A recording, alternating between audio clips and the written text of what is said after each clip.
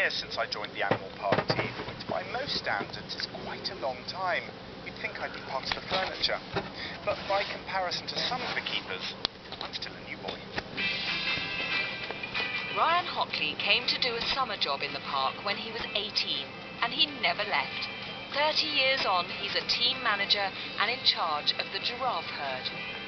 I came to Longleat in 1987, and I just instantly fell in love with it. Every day was a complete adventure for me. I think probably my favourite animals to work with now, I do love the giraffe. I love how the giraffes are quite ditzy. I think that's one of the things that I love that I love about them. Some of my best experiences here in 30 years have been alongside the giraffe, and I think I still feel like I have a connection with them today. So that's us. The hardest challenge for a keeper is when their animals get sick. All right, fella. Over the last few months, Ryan has become increasingly worried about his favourite giraffe, 7-year-old bull, Kaiser. Kaiser's problem seems to be weight loss. He generally eats pretty well, but this weight loss is massively concerning because no matter how good his appetite, he just doesn't seem to put weight on. It just seems to be coming off. The veterinary team have been monitoring Kaiser closely because they don't know what's causing the problem. Vet James is here today to check on his progress. The weight loss has been fairly dramatic. Currently he weighs just below 600 kilos. An animal of his age and size, we'd be expecting him to be, a good 700 kilos. So it's fairly significant weight loss and warrants more investigation. Fellow giraffe keeper Polly encourages Kaiser into a special pen where James can examine him more closely. But diagnosing what's wrong with a giraffe is rarely straightforward. We have fairly major limitations with an animal of his size.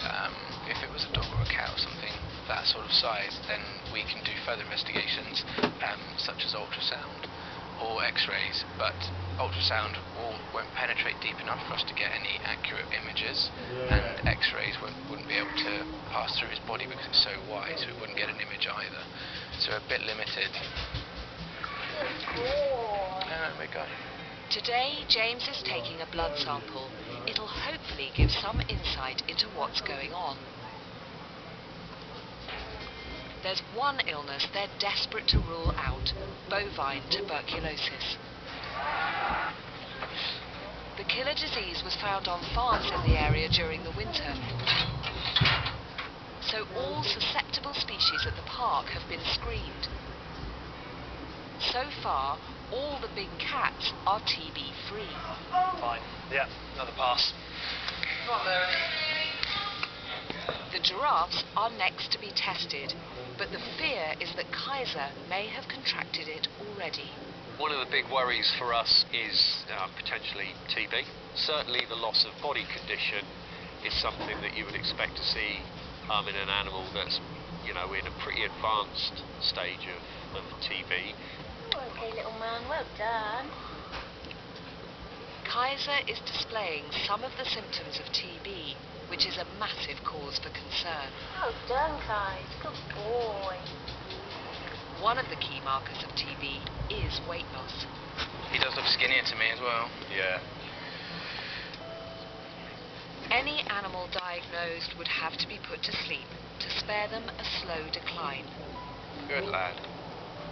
We're all definitely worried about him. He's probably one of the most popular characters in our group of giraffe. He's a lovely lad. Of course, if it was any animal within the section, we'd all be as concerned as we are. But because it's Kaiser, because he's got such a wonderful temperament, that I think from an emotional perspective, it's really hurting everyone that little bit more because it's Kaiser. We could be in the scenario of just watching him waste away in front of our eyes. Of course, if Kaiser is infected, there's a chance that the entire herd could have contracted a killer disease.